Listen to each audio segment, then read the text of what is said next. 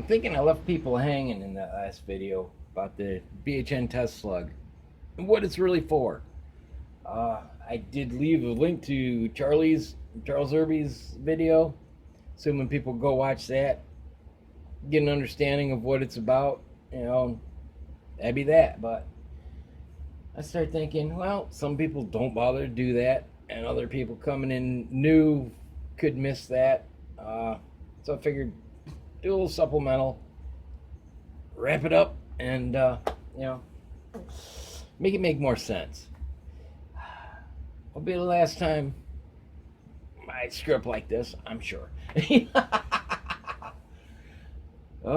Basically, it's about more consistent BHN testing and simplifying it. Because usually you cast up a bunch of bullets, you pick one out, you file a flat in it, and test the BHN. Well, with this, along the way, you cast one of these, and you don't have to file it.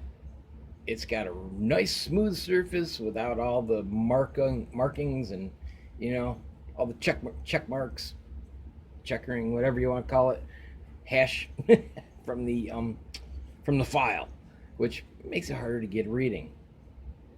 And whoever came up with using red Sharpie, kudos, because I used to use black and it helped, but not like the red. The red really makes a nice crisp viewing. But the thing is, doing this, it's a consistent size, so you don't have to readjust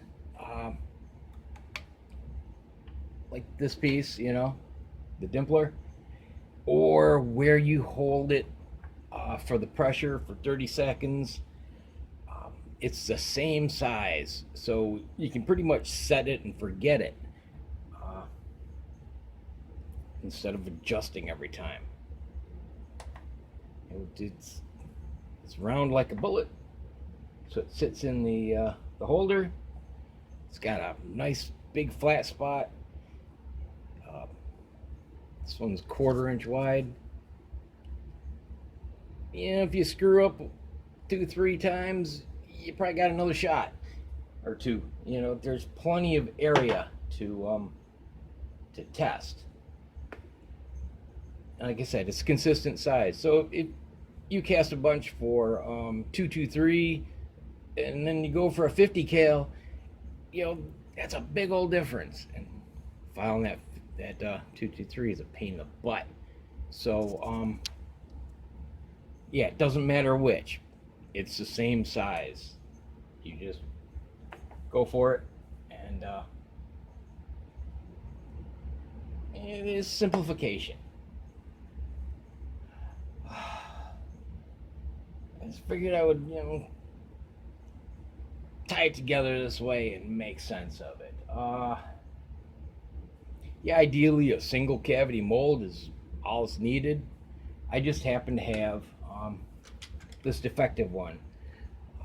The first Elvis mold that Arsenal sent me, this is it. It was defective. Something went wrong in the machining, and they sent me a replacement and told me to keep it because there was no sense in wasting money sending it back.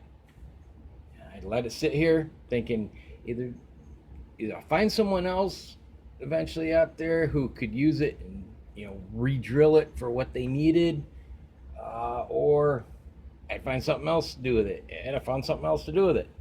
So I got a second lease on life. But basically, something went wrong in G-code or whatever, and part of the bullet was too wide. And with a reasonable BHN, you couldn't get it in through the sizer. It would just stop right there, and it wouldn't go any further. It was 7 or 8 thousandths oversized. So yeah, like I said, no healthy molds were harmed during the making of this project. But anyway, hopefully that ties it all together for the people who were wondering what the heck I was talking about and why I would go about making, something like this. Now you know the rest of the story. No filing, no adjusting, just cast one, let it age with your bullets, and test the slug. And if it's good, you haven't wasted a bullet. All right, well, hope that helps someone out there. Have a good one. God bless. See ya.